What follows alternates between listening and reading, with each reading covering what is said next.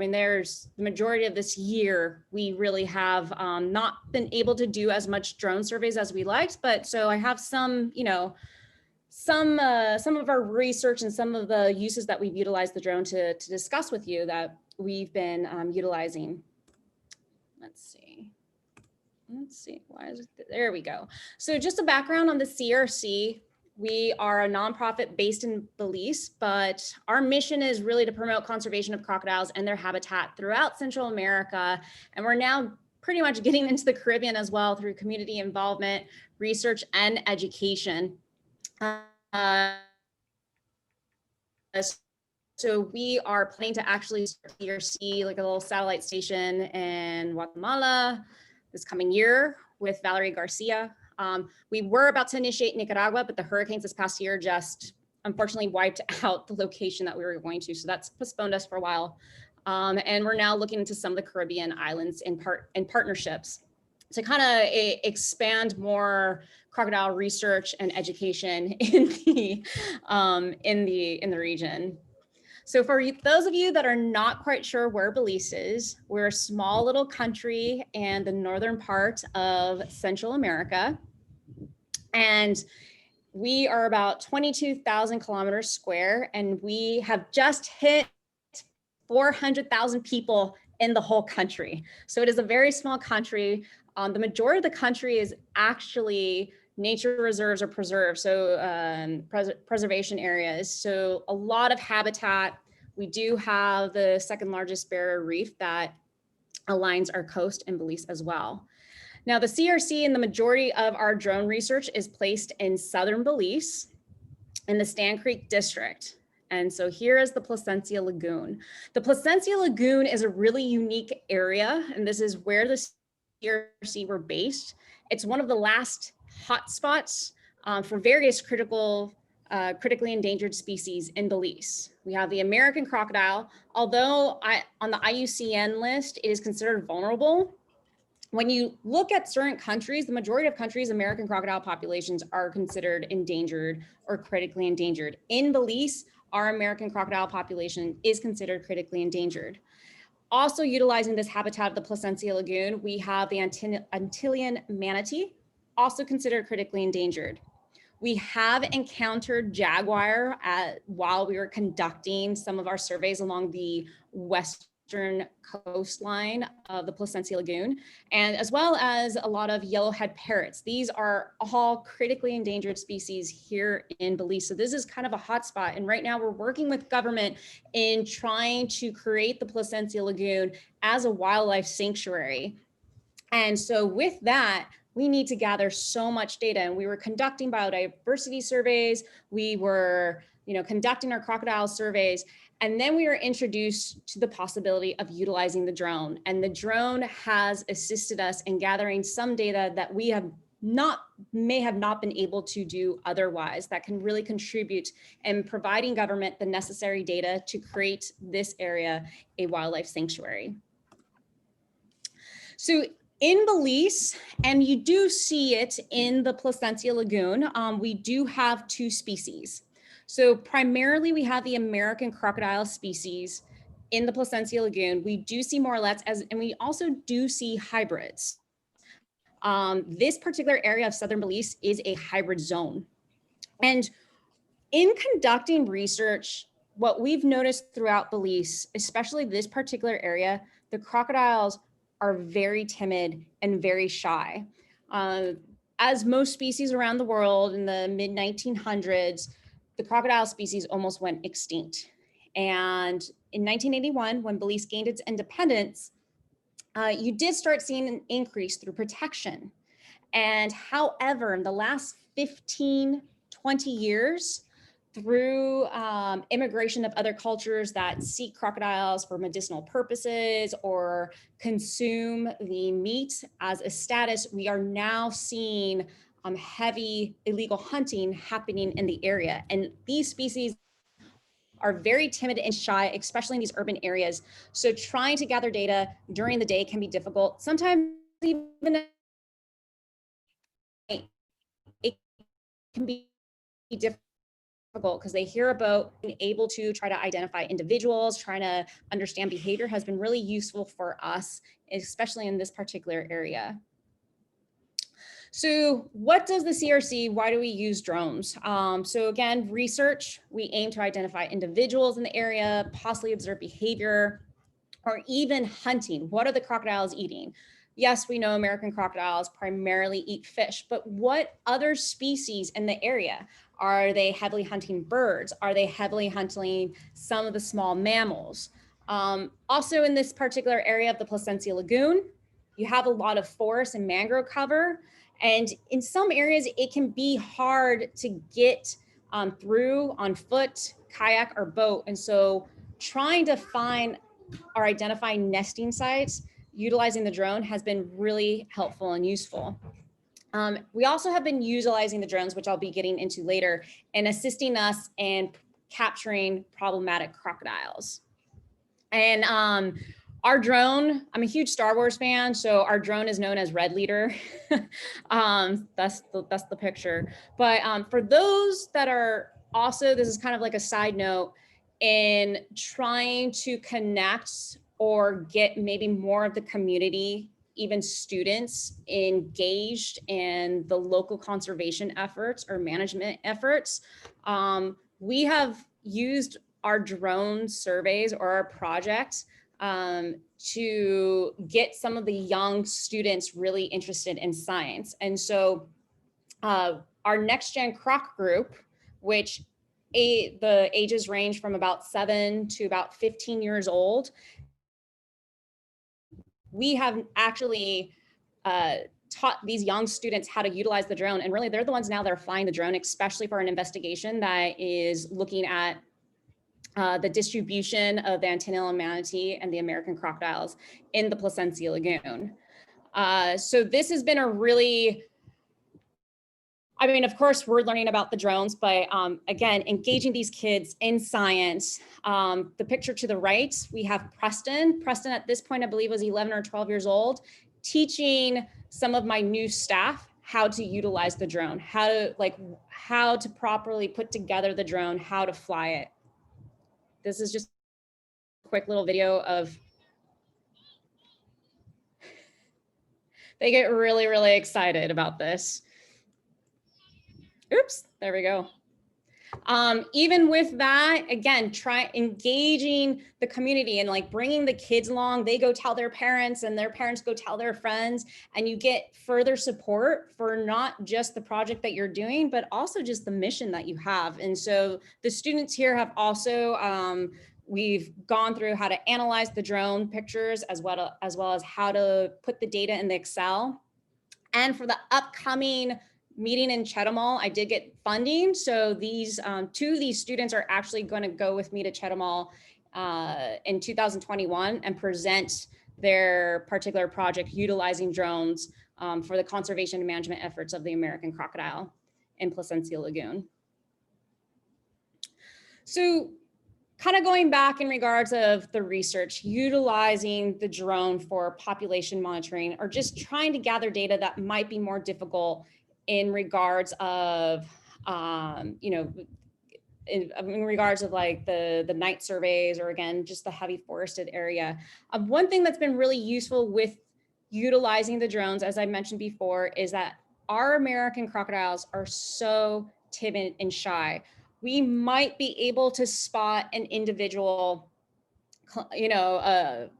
15 meters away, and we can't get close enough to get really, really good data. And so what we have been noticing now is like right before sun sets, such as this particular picture of this American croc, we're able to like gather data that we might not have been able to do, especially during the day and sometimes even night, because a lot of these crocs, they hear a boat and they go deep into the mangrove. So we're staying a bit of a distance from these animals and able to get data.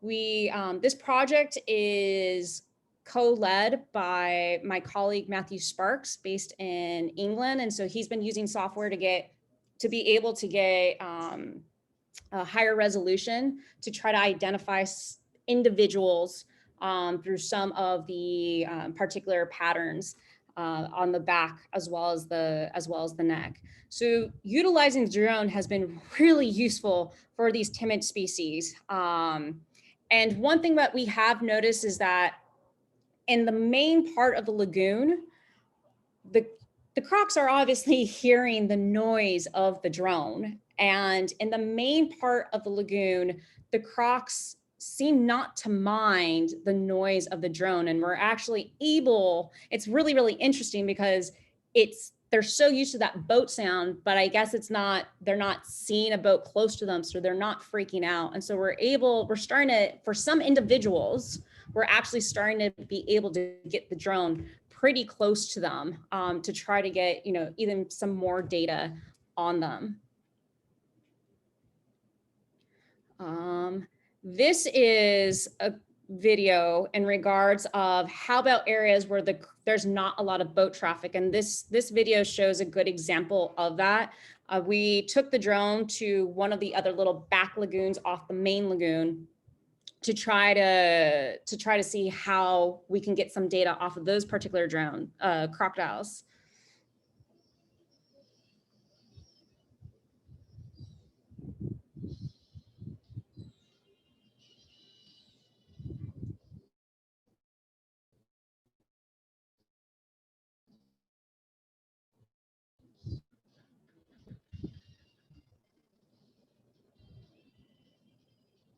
Mm.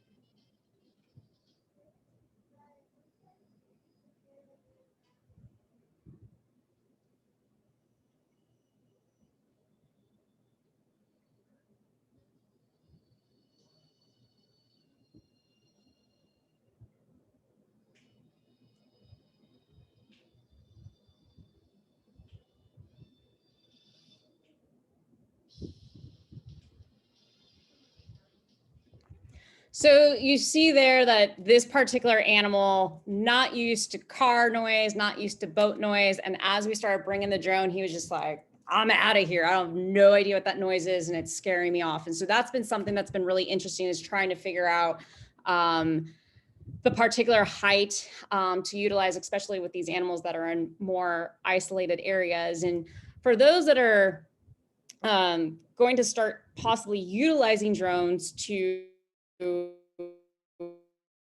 for their particular research, as you start watching videos and photos, and all of us that have utilized drones now, like, your eye will attune. Because I know when we were first watching this video, my friend Matt and I were able to identify the croc and like from a bit of a ways before we went on it, and everyone's like, no, it's just a rock, it's just a rock. So don't get intimidated or anything like that. Eventually, to me it was like parasites, and when I do a necropsy on a crocodile or an alligator, it's your eye will attune to it. So don't let any of the footage or photos intimidate you from trying to do some of this work, because I know for some people they get really, really frustrated, but your eye will attune to it. So this is another one. So I'm going to challenge everyone. I'll play it like 2 or 3 times. This is a really short video. If you can find the crocodile.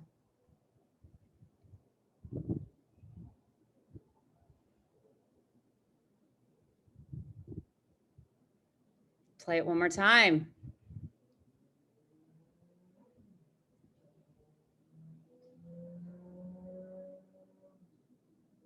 One more. I promise that'll be the last one.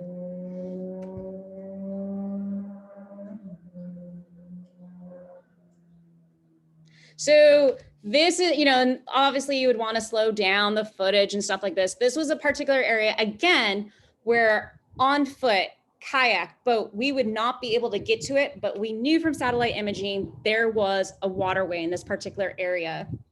And it was connected to this other large pool. And so we're thinking there's got to be crocs here.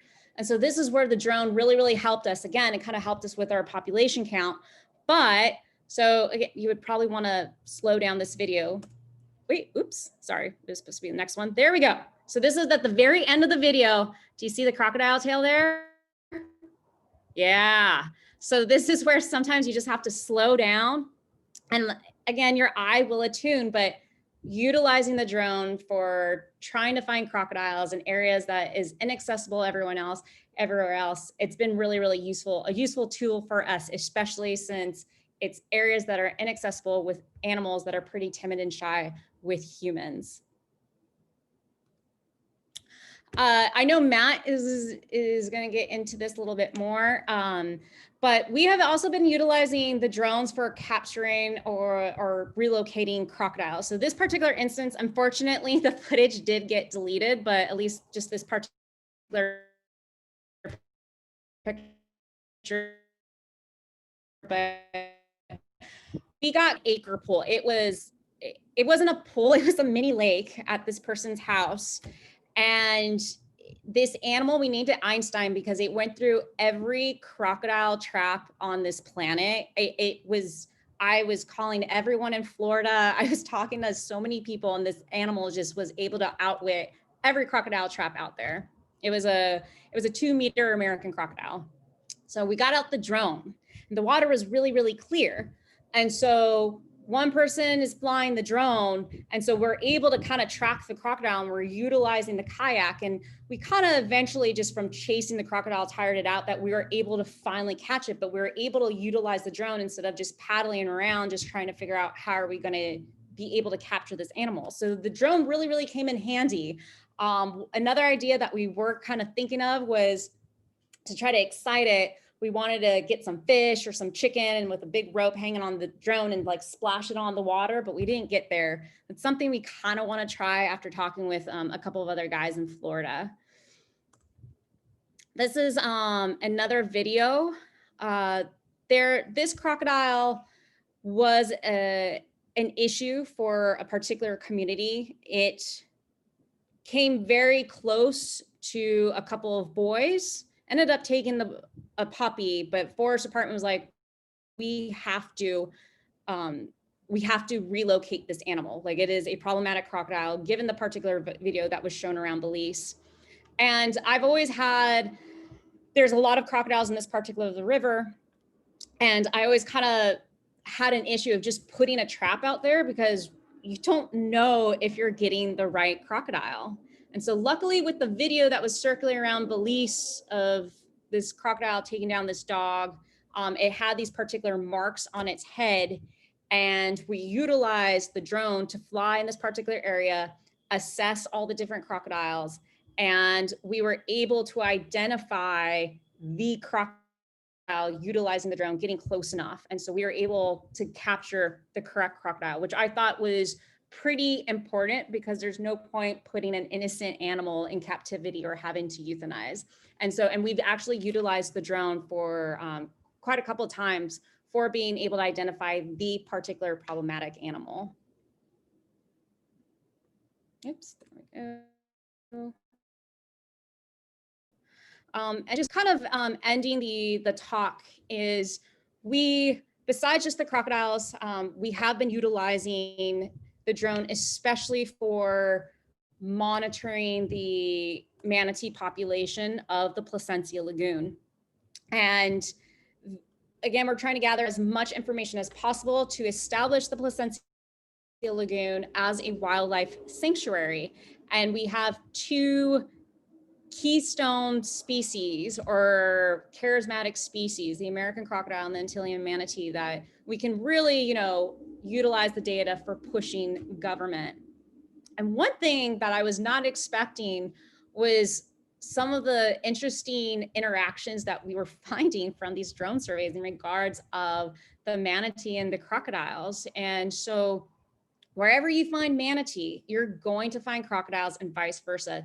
They are sharing the same coves with each other. And so their habitat is very, very similar. This is important for establishing the key spots to really try and prevent any type of development in that particular area. The crocodiles definitely seem to be scared of the manatee. They kind of swim away, especially if the manatees are quite larger. The preferred calving spots are also juvenile croc hotspots.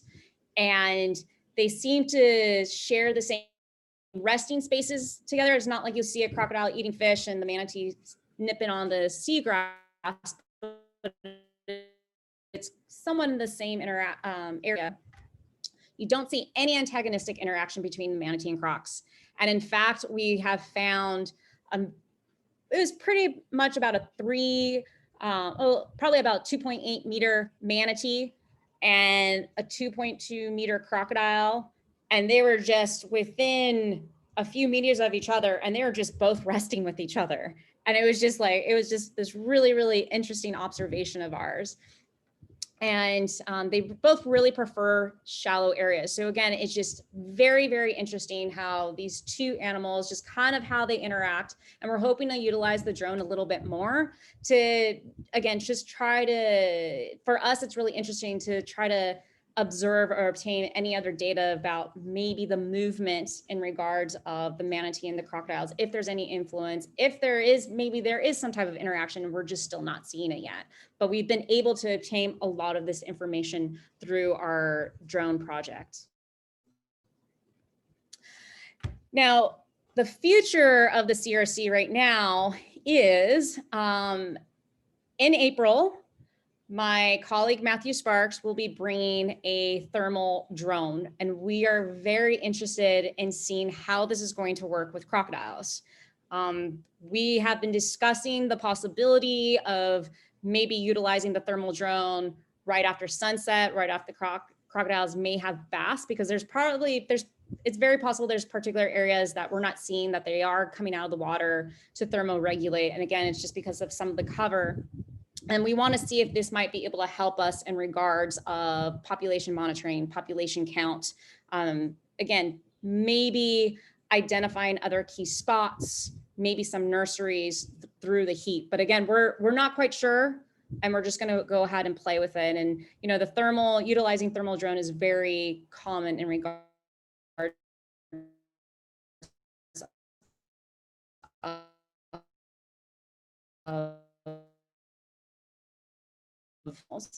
maybe I'll just say the thermal drone doesn't work, but we're going to go ahead and try and see what we can capture. And that's it. So thank you very much. And if there's any questions in regards of the CRC utilizing the drone for research or capturing crocodiles, I'm happy to answer any questions now. Thank you, Marisa, for a really interesting presentation. If anybody, we only have 16 people on the chat, so anybody who has a question is welcome to unmute and ask, or you can type it in the chat.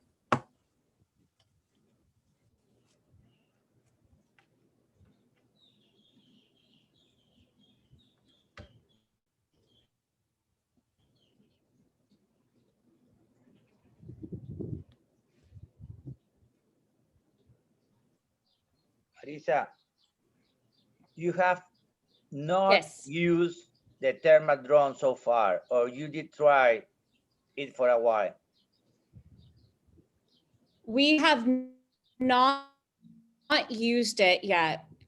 We were going to use it this past April, but obviously because of COVID, my colleague Matt was not able to bring the drone into Belize because he couldn't fly to Belize.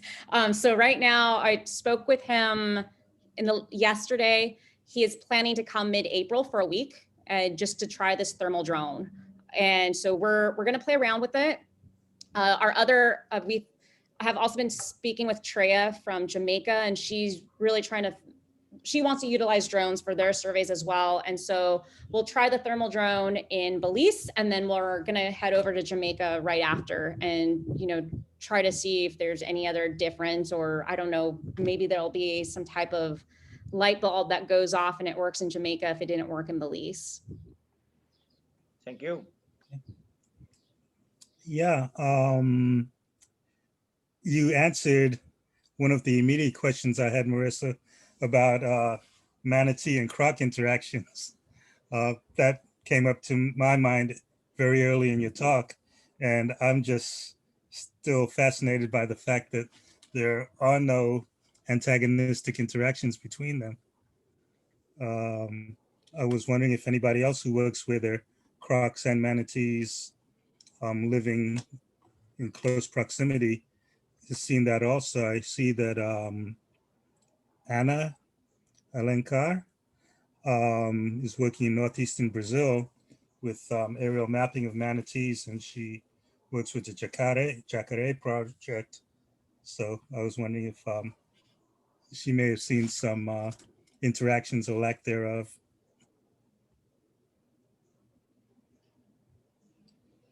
Also, Anna is answering. She did a test in acclimatization enclosure for manatees in 2019 with a FLIR thermal camera that can be loaded on the parrot or attached to smartphones. When manatees remain on the surface for a while, camera detects them, but a thinnest column of water is enough to mask its temperature. What observations do you have about this? Let's see, what observations do you have about Well, I guess because you haven't used the thermal yet, you may not. I haven't used the thermal yet. There's another researcher here in Belize who, I mean, he pretty much only utilizes drones for his marine mammal work. And I know he's been trying to look into more of the thermal drones. He made it sound, and I could be wrong here, but as long as the manatee were not a meter below, they would be able to pick up the thermal radiation. So being able to pick them up from a thermal drone, but I'd have to double check into all that. Okay, I know that Andrew has used a thermal camera with our Mavic drones, and Andrew, if you're on and live, I don't know if you have any observations to make on trying to shoot thermal through water.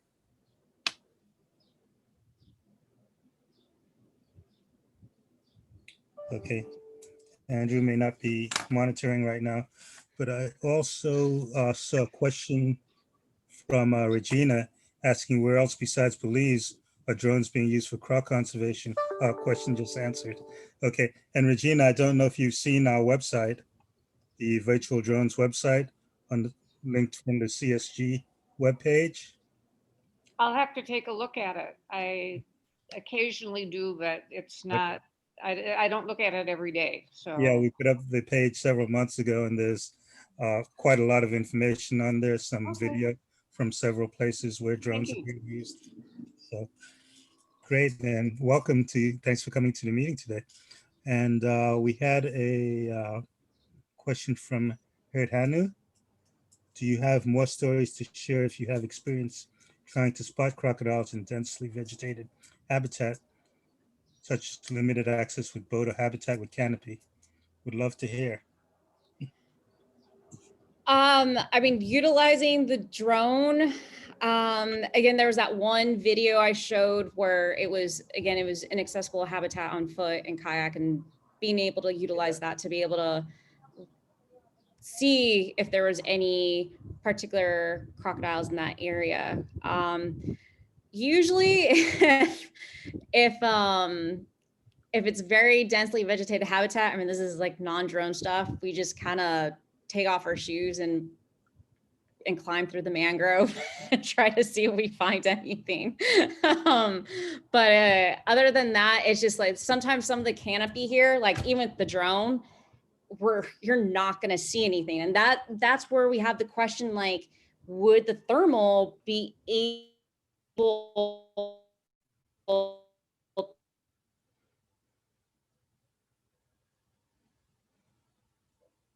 pick something up with the canopy in areas where it has been used in Africa, unless it's a large animal? We're gonna do trial and error, count we can find out. Okay. Let's see. Yeah, the video you showed with the testing us to see if we could spot the croc, I never would have gotten it. And you know, I'm not even sure if that's a situation where you can train. We've had some discussions about training, you know, AI to recognize Mhm. crocs in videos and pictures, and that's one of those really difficult situations. Yeah, and it is, you know, for a lot of this stuff, like it's, you know, just quick frame and all that. But the young boy that's part of the next gen croc, Preston, the one that was capturing the drone, that kid, I mean, he he picked it up our foot. Can you take a look at this? It was, Matthew, myself, and another person. But it's just like, you know, it of course we were probably gonna miss something, but you know, it's something that eventually your eye might be able to pick up some type of crocodile pattern. I mean, it's just like going out and conducting population was surveys. You're not noticing- going to see trying to observe. Yeah. Okay. Oh, hello. Okay, I don't think we have any more questions in the talk and in the chat. Thanks again for that great presentation, Marissa. It's Mhm. doing really interesting work there. Lonnie, are you back on? He looks frozen. Okay, He was with a problem a few minutes ago. He left the chat room. Yeah. It's something with the connection. yes, he's having internet issues. So I'm going to, thanks again, Marissa, and I'm going to go on and I think Lonnie's lost connection again. I'm going to go ahead and introduce Matt, Dr. Matthew Bryan. He's with the Department of Environment and Science in Queensland, Australia. He's a program coordinator there, and he spent 3 years in Florida, USA as a wildlife biologist, working with alligators, crocs, and Burmese pythons with some folks here at the University of Florida, Frank Mazzotti and Mike Cherkis. He completed his PhD in Darwin, Australia on behavior of hatchling and juvenile crocodilians with a focus on saltwater crocs, working with Graham Webb and Charlie Manolis. And he's currently working as a program coordinator with the Department of Environment and Science in Queensland. And he's here to talk today about we've gotten a lot of interest on the website about the video he gave us on capturing crocs using drones. And that's what he's going to talk to us about today. Matthew, take it away. Whereas I'll just get the screen shared. Does that come up okay? Yes. Okay. So before I go on, just interesting, Marissa, the comments you made about the manatees and the crocs hanging out. When I was in Florida, that was quite common to see them in those backwaters, like, you know, hanging out. It was, yeah, they seem to like the same areas, don't they? So, and Brian is on there too. He knows all about that. So anyway, sorry guys, I've got a bit of a chest infection. It's not corona, it's just it's something else. We don't have corona in North Queensland. But anyway, excuse me. So I guess what I'll do today is just talk a bit about the our use of drones to capture saltwater crocodiles in Queensland. It was one of those things that we were looking at, as Marissa talked about before. You get situations where crocodiles elude best capture efforts. You know, you exhaust the toolbox and you start looking for other ways. And for us in Queensland, when it comes to the saltwater croc, we've got an expanding or recovered population that's increasing in both numbers and size. And as everyone's probably aware, the saltwater crocodile is the largest species of croc and absolutely poses a threat to humans, especially on the populated east coast of Queensland. You can see there. Sorry, I don't have the bigger picture of Australia, but if you can imagine, this is in the northeast corner where Queensland is. And in that red area, didn't mean to make it red, but it is our the site of pretty much 98% of all our croc conflict is actually there. It's where 98% of crocodiles that are removed are pulled out of. It's quite simply because you've got the large human population that's increasing. You've also got that recovering crocodile population, which has increased quite a bit over the last 10 years, despite the removal efforts sort of ramping up. But we're at a point where that conflict is increasing, and the best way to ward off the people who are calling for culling is to make sure we get animals out in a timely fashion, especially the ones in and around human habitat or urban areas. And really the target animal for us tends to be not the big guys, not the 4 metre plus, but the 2 to 3 metre crocs, we call them, the arsehole teenagers. They're almost all male and really have no respect for humans whatsoever. Tend to get fed, which means they're even more bold and will approach people and things like that. Despite that, we still have issues catching some of them in these urban areas, despite their wariness. So for us, that's really our target animal, and specifically along that east coast. The rest of the state, our management program is based on a really simple philosophy of having very few crocodiles where there's lots of people, and allowing lots of crocodiles where there's few people. But it's becoming more of a challenge. But at the moment, we seem to be on top of things. So we use drones for a bunch of stuff. We use them as part of surveillance or surveying. When we have a hotline number or a phone number to call. People can call up to call in sightings of crocs. We also now have an app, which is it's called the Q Wildlife app, where you can go on and you can actually report a crocodile online. So that just went live recently. But we use drones to, when we get call outs, we use drones to locate problem crocodiles, especially in habitat if it's vegetated and hard to get to. So we use it for that, especially in and around people. We also use it to search for crocodiles when we have attacks. The number of non-fatal attacks has been increasing in Queensland over the last sort of decade as a consequence of increasing human and croc populations. So for us, being able to get in and remove crocs quickly around people is important. But the ones that do attack people, and we get probably a fatal every couple of years, which is never nice. But for us, that priority is recovering that animal and the body to return to the family. So drones is a big way where we can locate these animals when this happens. We also use it to work with the Queensland Police, who have probably, for those of us who work with crocs, we think our job is dangerous. These guys get in the water with saltwater crocodiles to look for evidence in the tidal areas.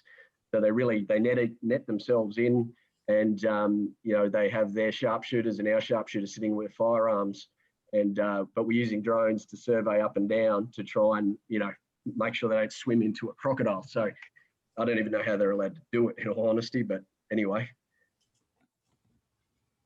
So, and like I said, there's you can see a couple of photos there. So this is a crocodile, for example, that was in and around a boat ramp in one of the towns. He was being fed by people. Wild crocodiles, wild saltwater crocodiles are not aggressive. They tend to be quite wary of people. It's only when they get fed. But it tends to be these 2 to 3 metre crocs that hang around boat ramps, things like that, for easy feeds. And that's when people start feeding them, and the same people that feed them are also the ones complaining about them. But, that's the reality of life. So this particular animal, we can see this photo, had actually, we'd set traps, we'd set everything. But because of the shallow water, the fact that he was quite mobile in this area, because he shared it with big crocs, so he was mobile, he was wary, wouldn't go in traps, wouldn't allow us to get close to him at night for various techniques. So this is where the drone capture technique really comes into its own.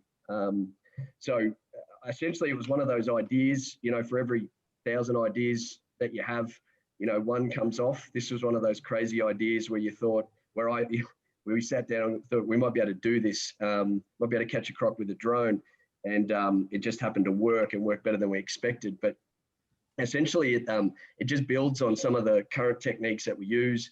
For those of you in, obviously America and in Africa, the use of the nooses or the snares, the cables that are then, with a rope attached, and then they're fixed to a pole. So you pull up to a croc at night, put it around its neck and pull it is quite a common method for in places like America and Africa.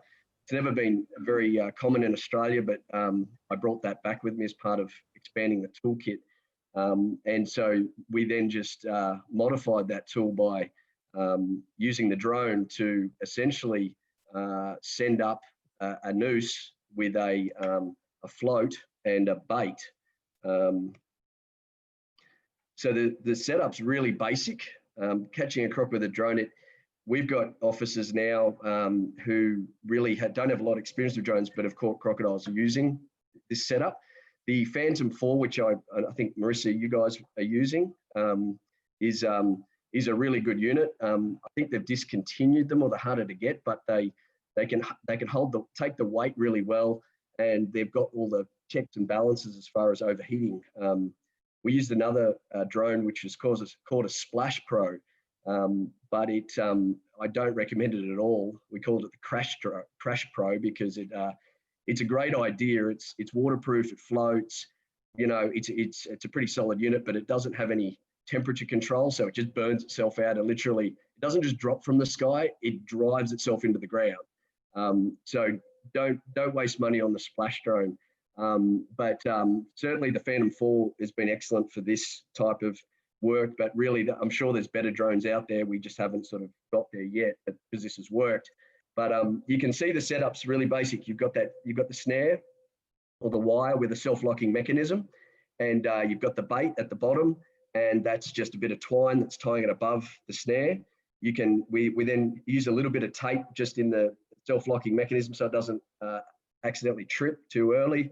And we have the winch line, which is you can use lighter stuff if you need to, but this is intended to catch up to 4 meter crocodiles. And then you've got a float at the end. So that's the basic setup. It's quite simple.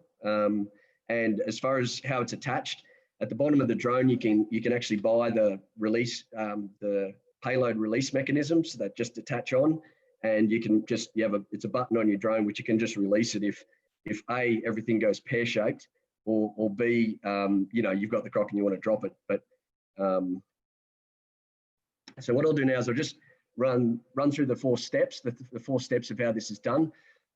Like I said, you can attach it to the bottom with a release mechanism, or we actually don't even release it anymore because we just fly above it where we can get a boat into. So that croc you saw before in the photos, this was the exercise. Oh, sorry, the exercise.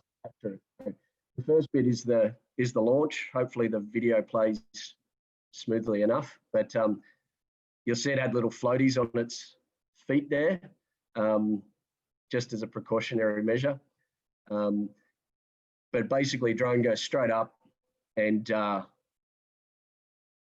you're essentially then lowering it down and wanting, you head over to where the crocodile is. So usually they're about, if you can see the sandbank across the way, they're often about that far away, and you just fly it without it touching the water till you get within about 20 meters. Once you get within 20 meters, you then want to start using it like a bait, a lure, like a fishing, same principles as fishing. So we actually fly the drone backward and looking down so we can watch the bait skim across the surface. You can see there that the noose actually dropped lower in the water. When that happens, the crocs will actually get confused and stop. So the main thing is, once you've got the croc's attention, you want to keep the bait either moving slowly or you want it sitting just at the water's surface. He didn't get distracted for too long, however. So what they'll do is, quite simply, they'll just grab the bait and they'll start chewing it down like it's a bit of food. Now, they can't swallow it down, so they keep doing this. And as they do it, that noose will start locking on that top jaw. And then it just swims off like that. And the key bit being is you keep the drone directly above the crocodile. We learned that the hard way when we first did this. When we were experimenting, we did lose a drone we got the crocodile and the drone back, but the drone was not very good. And for those of you who have put a drone in salt water, the batteries get pretty nuclear, so it's not good. But we learned a few things from that first exercise, and certainly keeping the drone high above the crocodile and taking it out of, I think it's ADI mode, and putting it into where you have more control. So you don't want it to try and stabilize itself, because what it wants to do, as soon as it feels that weight or a pull, it's trying to overcorrect, and if it goes too far, it just flips itself into the drink. So taking off that stabilizing mode allows you to actually keep moving with the crocodile. The whole process takes about 15 minutes. The boat comes in, and because it's caught on the top jaw, it's very easy to maneuver the animal and bring it up to the side of the boat. And the whole process from that launching to securing the crocodile is really about 15 minutes max. The battery on the Phantom, because it's towing a fair bit of weight, and there's resistance, it does chew the battery. So you're aiming for about 12 minutes of battery life. You also want to avoid times when it's really windy. The reason being is that, it really chews the battery and of course, makes, the nice thing about the Phantom is it does have that temperature control, so it won't work too hard. It'll keep sort of, it'll just slow down, which is what the other one doesn't do very well. The key things with all of this are height and distance. So we worked out through trial and error that really, if you're above 20 meters and preferably around 25, 30, the crocodiles are not concerned by the drone. In fact, when it comes to the Phantom, they don't even really seem to pick up on it. If there's a bit of wind around, that's usually better because it masks that sound. But quite simply, what happens is hang on. Sorry. If you have that height, it doesn't bother the croc. There is actually a paper too by people in Western Australia who looked at the response of sea turtles and crocodiles to drones, and they actually found independently something similar to us, and in a more experimental way, that crocs, it's about, that 25, 30 meters is above that is when crocs are less impacted, which is probably similar to what perhaps Marissa's been finding as well, I'd imagine. The other neat thing, or the other side of things is you want to keep a good distance. Once you picked up a croc, you kind of don't want to get more than 50 meters, but around 100 meters is kind of a good distance so you don't disturb them or upset them. In places where we're going after these crocs, they're used to people raging around in boats and all that sort of stuff. So they're pretty tolerant of things that are common in the area. But as probably most of you have discovered, when it comes to catching crocodiles, they often know what your intention. I've always found it eerie that people will tell us all the time, we're going out to catch a crocodile, and they say, oh, just right next to us all the time. But you turn up and we're even with just the intention, and they just seem to pick up on that. It's kind of eerie, especially with salties.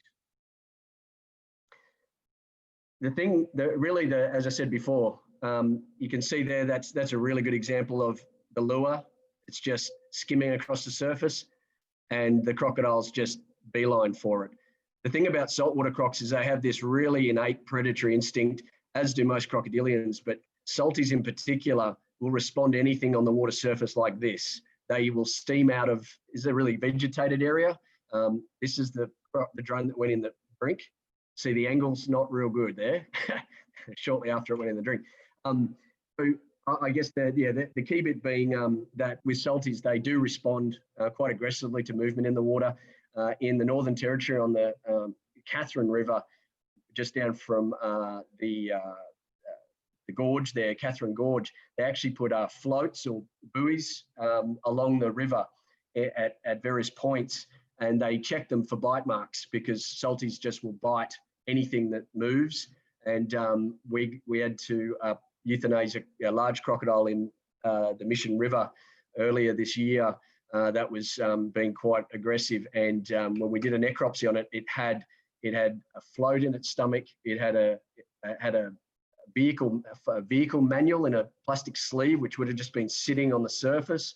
And it had a Coke can and some other random floating things, as well as some earrings, 2 different types of earrings. We still can't explain that. It was a cold case done, but it didn't come up with anything. And then the easiest part of it all is once it's on, it's on. It locks on that jaw, and the crocodile, you just bring it up to the boat. So one of the other things we have tried, or how we actually started off, was by using what is known as a bone bait. So for those of you familiar with that, it's simply a piece of bone or dowel about that long and about that thick. And the idea is you drill a hole, 2 holes in it, and loop some line, some cord through it. And what happened, and you put some meat on it. And what happens is if it's floating, well, usually it's hung from a tree or something like that, and the crocodile will just come and eat it, swallow it down, and that line's attached to a float, and you can just follow the float, pull the animal up.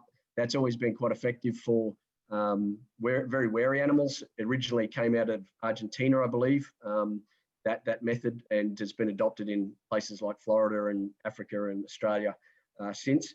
We started off by actually catching a couple of crocs with bone baits suspended, as we've done with the snare, and skimming them across the water, and same outcome. They swallowed it down, and we followed the croc. But it takes a lot longer, as people know have used that method, to actually get an animal up with a bone bait, because you've got to be quite gentle, because it'll just pull straight out of the stomach, and you also don't want to upset its stomach. So it can take several hours, whereas this method is much quicker. And as you can see, it's also really, even though it's a metal snare, it's because you've got the meat in there, it really kind of buffers that snare. And for each crocodile, that's the same outcome. The mark on the jaw is nothing more than a bit of superficial sort of abrasion. It's really quick, so it's less stress on the animal, and really, is another tool for the toolbox. But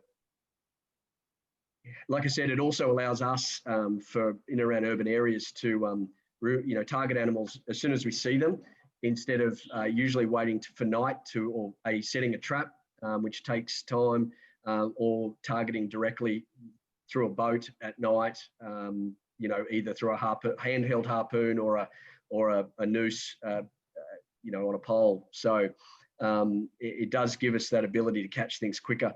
There was two crocodiles in particular that had evaded capture for 3 months, 2 and 3 months each. And when we went out during the day, we got them within 15 minutes. So it, in some situations, is very, very useful. So it is a useful tool, but like anything, it's certainly not infallible. It's certainly not the replacement for tools that are there. It is should simply be seen as an extra tool for your toolbox. It's a fairly easy process. As Marisa said before, drones can be a bit intimidating for people, but units like the Phantom are very user-friendly, quite easy to steer, and they have a very good image on them, so good solid, you can see really well. And as far as this technique's concerned, it is quite straightforward to do. So it's again, it's not a replacement for anything. It's just an extra tool for people's toolboxes. And we've all been in situations where we could use something different, or we need something different. So that's probably the take-home message, that while it is a pretty neat idea, it's a pretty cool way to catch crocs, and for animals that are being a bit painful to catch, it's certainly worth trying if you've got the gear and are able to attempt it. So that's pretty much it from me, guys. We did publish this in Herp Review earlier in the year. Certainly, if people are interested in the paper or anything like that, or after any more information in this space, as far as does it work for other species of crocs, I have no idea. I would expect things like alligators, maybe, because they're pretty keen at anything that moves on the surface. Whether it's useful in other places, well, I'd love to hear back from people who want to try it. It'd be neat to see whether it works with others. So.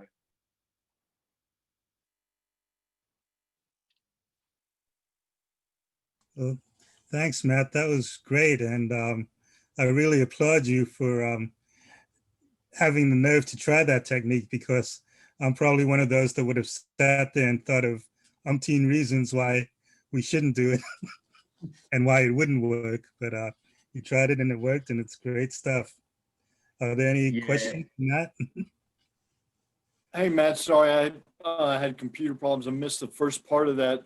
How do you get the cable after you've got the crock secured? How do you get the cable to the boat? You drop the cable, or do you fly the drone over to the boat? You can do either. So we used to just release it. So having those release mechanisms, the fishing, those fishing trigger, The fishing, those, okay. fishing riggers, yep. Or there's the ones you can get for things like Phantoms, where it's a payload release mechanism, so you can just press a button on your device. But we've actually just, if we're able to get there with a boat, we simply just have the team ready and just pull up underneath and drop the drone down and just wind it in. So you can do it either way. It's good to have that release mechanism, okay, just in case things go south or pear-shaped, which they do when you're doing this stuff. But if you keep directly above the animal and, sort of move with it, you've just got to watch for trees if you're in a vegetated area, really. But if it's open water, if you stay above them, it should be fine. Do you, or so it doesn't stay on its own?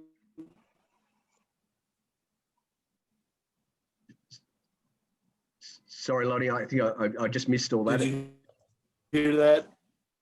No, I'm having more. Do you put it on sport mode, or what mode do you put it on so it doesn't stabilize on its own?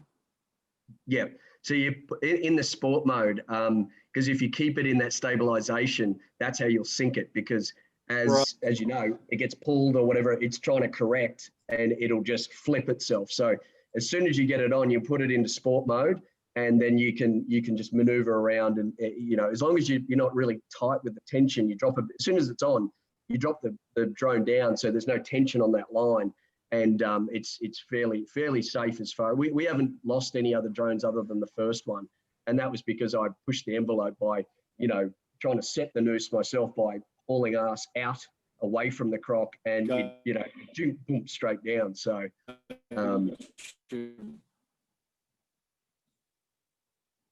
clear on, put it in sport after you've got the crock hooked up. You're not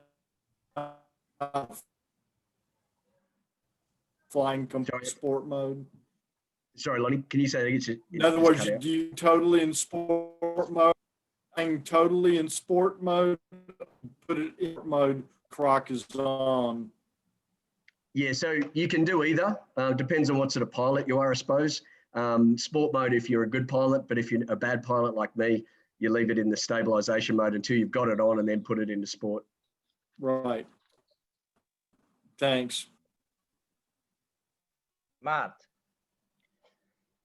so you do not remove the snare from the drone. You just land the drone on the boat to get the snare, or you just put over the crocodile and push up in order to release and get it floating on the water?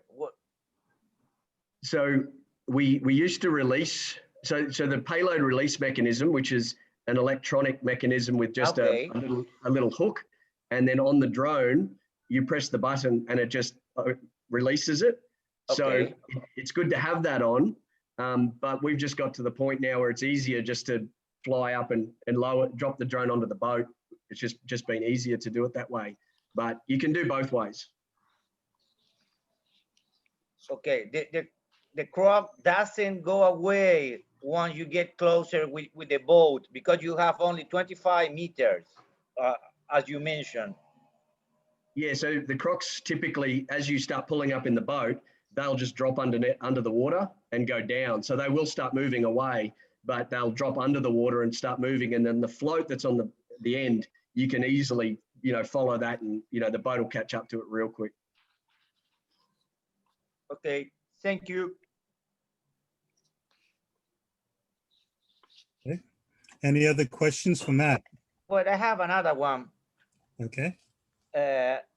This device for releasing, the releasing device you have on the drone, that's is this attached to the main system of the drone? So you it's press the attached- button on the controller, or is it an extra button that you plug in and make another connection? No, it's hooked into the unit itself. So it's an Okay. add-on that you have to buy, but it sits beneath the legs, and then but it's wired into the unit. So on whatever device you've got, it's just one of the buttons that you can use to release it. Yeah. Yeah, one in So the it's- front or one in the back. You can use whatever of the button on the controller and get one Yeah. button assigned to the releasing action. Yep. Thank you. I think some drones, some commercial, not commercial, but consumer drones have that feature available as an extra purchase now. They call it a downrigger. People Yep. use it to drop fishing, to carry their fishing lines out and drop them where the fish are biting. Exactly. Yep. Okay. Any other questions? Yeah, I wanted to say something. Hi. Have you used any other materials, sort of wire, to kind of to extend the battery life, making it lighter? No, but I'm sure you can. I mean, the Phantom works, but it's certainly not an ideal unit to do what we're doing. Getting a more powerful drone with a bigger battery life would be better, and certainly one that is waterproof and floats. So the splash drone was perfect, except it was unreliable, and some of the it didn't have. If it overheated, it simply just launched itself into the water, like powered down into it, didn't just, or it dropped from the sky like it was shot. So short of that minor technicality, that was a much better unit. But I'm sure there's better ones out there. I don't think the Phantom's ideal. It's just, but it does the job. Lonnie, I had a question. Isn't there an extended life battery for the Phantom 4? Oh, there probably is. Yep, there quite possibly Yeah. is. Yeah. To go I- like I 45 just minutes? found out about that one. Yeah, there is one now. Okay. How much battery did you get, Marisa? Oh, okay. So 45? I was gonna say it was like 40 from what I remember 40 hearing about. minutes. So, but yeah, I probably 40, 45. Yeah. Wow, that's awesome. Okay, yeah, I didn't know that. That would help. Sorry, I missed something. You say 45 minutes flying on a Yes. battery with the Phantom 4. Yes. Yes. That is a That's new cool. battery? Yes. Yes, Wow, didn't it's hear an about that. That's very good. it's an extended life battery and it's readily available, I think. Wow. Good news. Yeah. Okay. So, Matt, Yep. I'm still interested in this device, so I'm sorry I'm asking too much. But It's okay. when you catch the crab to tie the snare into the upper jaw, you push it with the drone, or you let the crab move around and keep beat after beat getting closer. Yeah, so you let him do the work. Mhm. So as he bites down like that, and you stay above, but keep tension. Keep the tension on. Don't pull. You can if you want. Just after you pull, make sure you drop down and release the tension. But they tend to do the work for you, either through that, and then when they can't swallow it down, because it keep going, then they'll start swimming off. Sometimes just approaching him in the boat will force them to dive under, and that's enough to get the tension. So it's really just adjusting that snare buckle, putting a bit of tape or something, or a bit of putty, like a bit of bit of blue tack or whatever, to so it's enough so it doesn't trigger too early, but but yes, make the croc do the work, and certainly if you've got longer battery life, absolutely make the croc do the work. Just keep the tension on so that it's a bit of resistance to let the self-locking snare, the buckle, slide down. Okay. Good. And you keep it on sport after that from then on? Yeah. Once the key bit is really, you can flick it back over to the normal, like the safer mode, but the sport mode is just important when you're trying to set while he's biting down and setting the noose. Once the noose is set, then you can, let the tension off it completely and just, drop the drone down. It's just around the setting of the bait, especially because they'll throw their head like that when they're, as they're trying to get it, they'll throw their head around. And so that's when you're going to get that, that issue if you don't have it in the sport mode.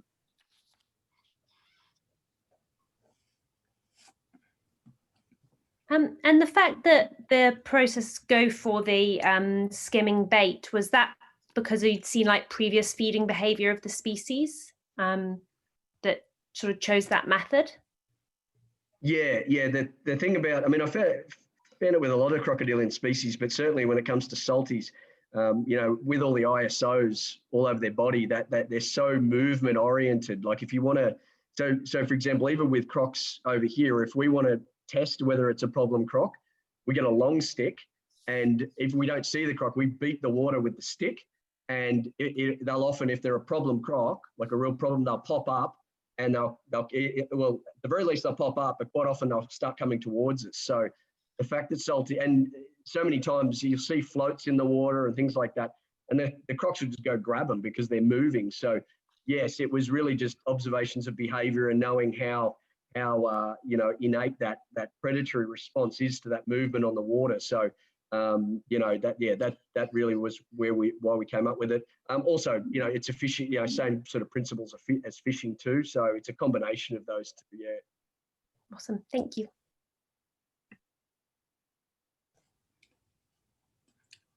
Okay. Any other questions from either Matt or Marisa? Marisa, what happened with your drone?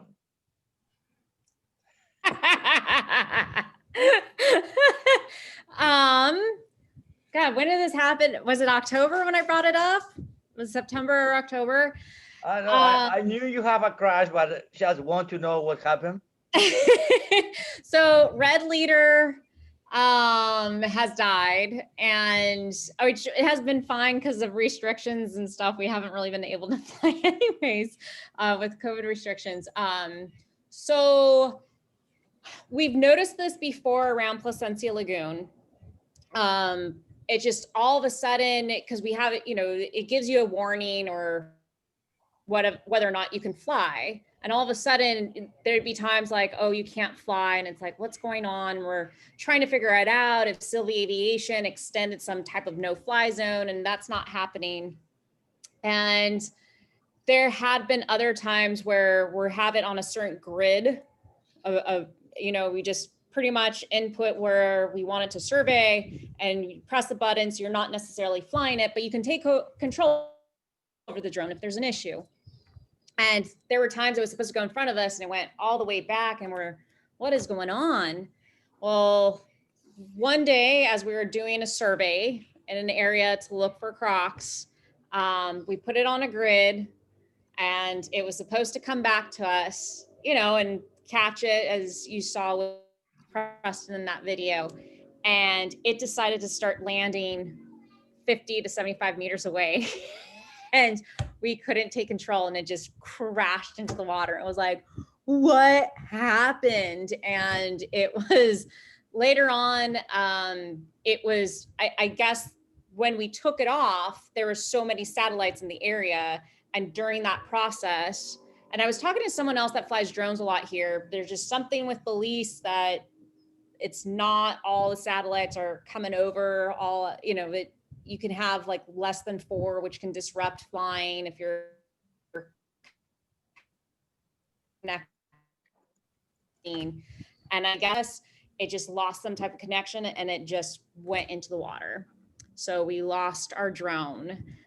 Luckily I had grant money and I was able to buy another one. So the new one's coming in January, and it's going to be a Phantom 4. We've been really happy with the Phantom 4, with the images, with the video that we get. And again, that one time that we were going to test fly it, skipping the water as well. Like we did just wanted to see how it'd work. And we just had rope, and I mean, it was great. We didn't lose too much battery power from the extra little weight. So we're really, really happy with the Phantom 4 Pro. Yes, they're very good. Mm-hmm. They're very stable, very trustable. Yes, and so you easy. just send it, you turn it off your radio controller, and they will back. Yeah. It's amazing that they work really well. Mm-hmm. Yeah. It's for us, and it's like, again, we've had a 7-year-old fly our drone. If a 7-year-old can learn how to fly a Phantom 4 Pro, it's pretty easy. Yeah, even Phantom 3, they work. They are very, very good. But Phantom 4 Pro, or Advanced, also the Phantom 4 Advanced, they do really good job. I have a question. How much do these drones cost, and are the batteries rechargeable at all? Well, the Phantom 4 is about 1,500.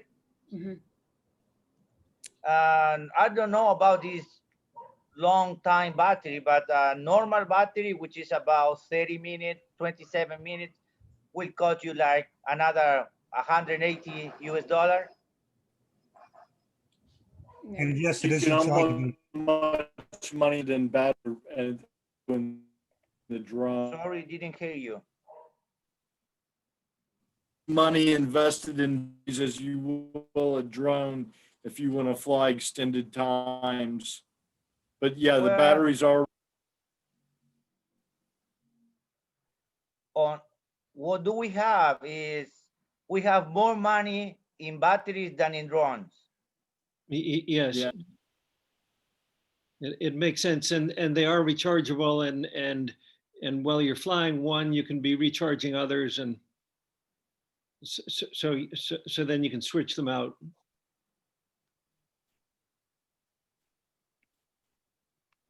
I just wanted to tell you, Brian, that we had the opposite experience with the splash drone to what you had. Yours came down. I had a grad student testing one about 1.5 years ago, and it went up and never came back down. Yes, I've heard that. I've heard that too. They're we had one nearly drive into a crocodile.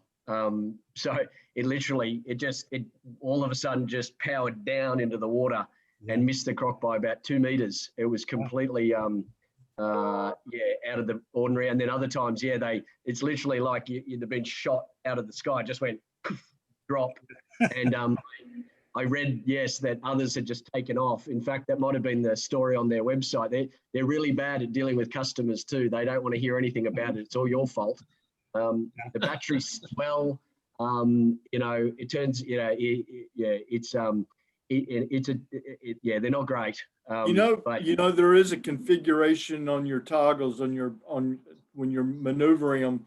If you hit them a certain position, it will drop your drone right out of the sky. It's like an emergency. If you looks like you're going to go into something, you can drop it. Okay. I think some people have hit that.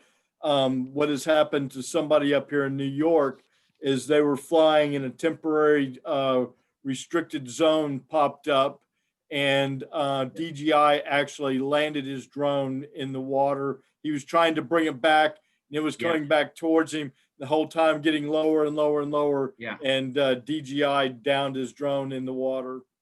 Yeah, we had that up the Torres Strait where we were actually going after a 3-meter animal, and he went in. He was just on the edge of a no-fly zone, and he was just on the inside of a no-fly zone. So we had the bait perfect, and then it was literally an imaginary. And it just started powering. It just started going, and then so we just got it about that far off the water. So, no-fly zones. Now that they're inbuilt, because I remember they weren't at one point. You just advised not to, but now with the DJIs, they absolutely will not let you fly, and they'll go straight down. So they'll go straight down. Yeah, straight down. Yep. So we were able to catch it, but almost the same experience as Marisa. Yeah. Okay, I'd like to thank Natalie for her observation in the chat. I don't know if everybody's seen it. She writes that we had our first experience with drones in Benin in 2018. We surveyed crocodile populations in the Pendahari Biosphere Reserve in 2018, Pendajari, using both drones and traditional diurnal and nocturnal spotlight surveys. We first sought to objectively evaluate the impact of drones on crocodilian behavior and establish a protocol for drone flights to optimize detectability. We then compared drone survey results to those from traditional crocodilian surveys.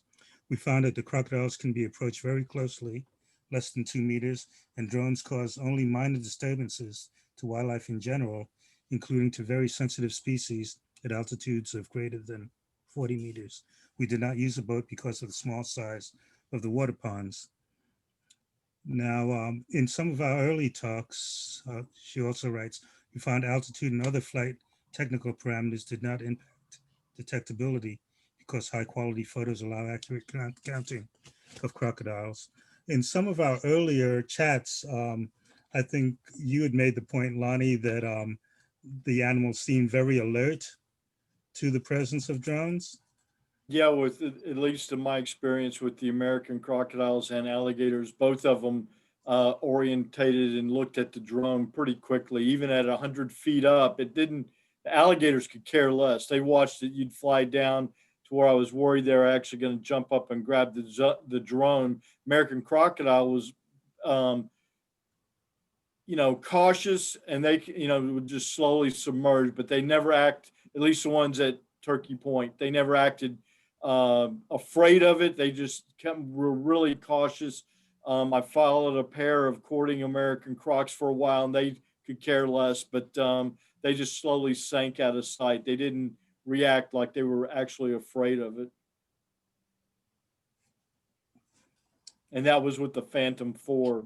And I've heard that this the Evo 6K is actually much quieter even than the Phantom, so I'm interested in seeing how much quieter that is. Okay.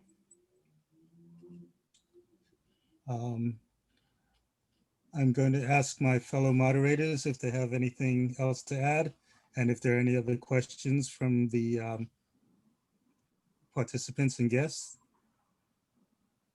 Yeah, I had a question. Yeah. Lonnie and I have been working pretty hard on trying to get a fixed wing. I think the rotor drones are, particularly the Phantom 4 Pro Plus and 2.0, whatever, and extended life batteries. It's a really good. There are a lot of choices in terms of good, solid rotor drones. We've been looking for fixed wing and haven't been able to have been challenged to come up with something that's both can fly some distance, say 10, 20 miles or more, and not be too expensive, but would carry a good enough camera to be able to say you're flying a river, it would be able to allow you to spot crocs and tell where they were. Have any of you run into good fixed wings that we should be looking at?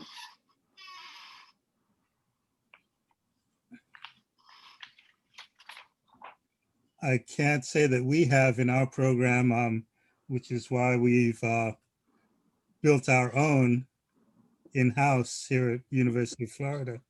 We've built some fixed wings, and we've done some work on making that particular fixed wing craft also work as a VTOL, vertical takeoff and landing.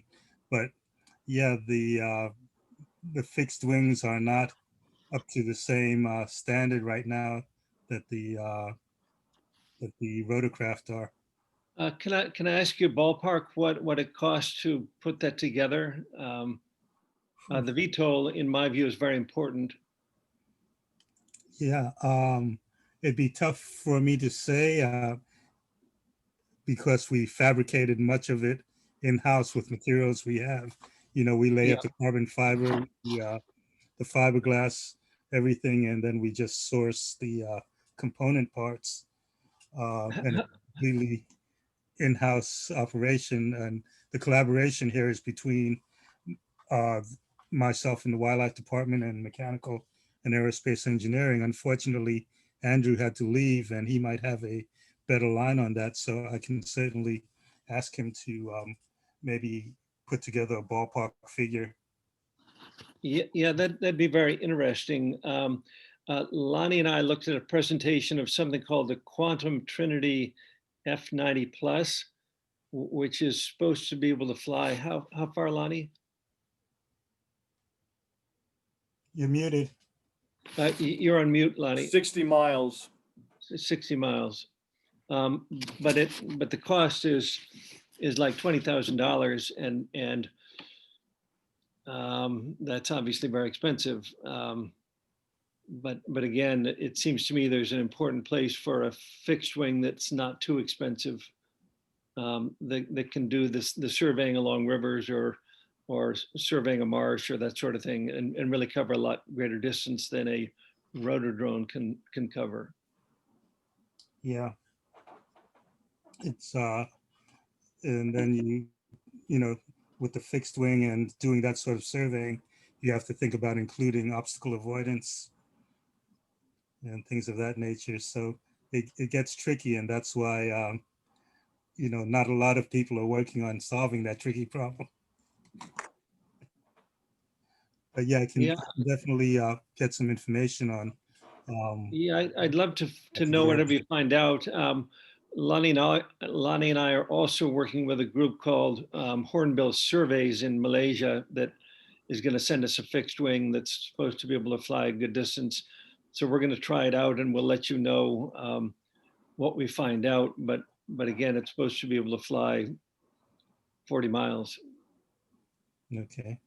Yeah, our aerospace partner here at UF actually was working. He was working on a bid for a contract. I forget who it was with, but they were looking for a drone that was able to fly for a fixed wing. That was able to fly 70 miles, transition to vertical takeoff and landing, land at a remote medical facility. Doctors there would put in blood samples into the body of the drone, then it would take off and fly back. So it had to have about 150-mile round trip.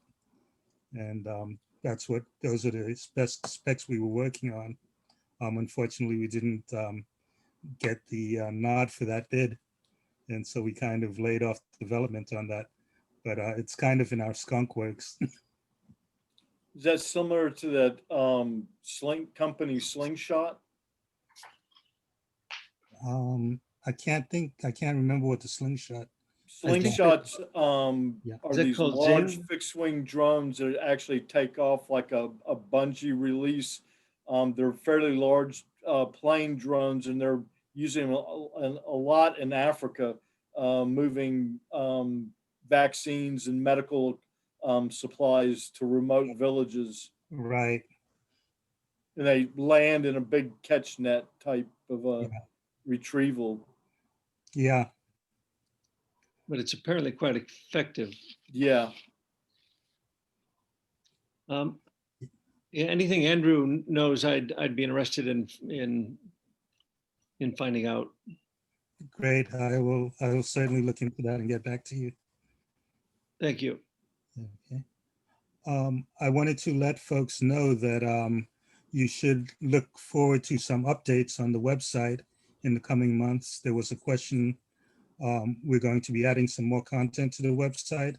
And there was a question from Anna earlier about the follow-up on getting information from our previous chats on radio telemetry. We'll be adding that information also when the speakers from those talks make it available to us. So anything else, folks? Carlos, Lonnie? Nope, that's it for me. Also, just to thank the presenter and wish you all a happy New Year and a Merry Christmas. okay, and everybody stay safe. Thanks so much, Marisa and Matt. Thank you again. Thank you. Bye-bye. Bye-bye. Okay, everybody take care and Merry have Christmas. a wonderful holiday season. Bye-bye.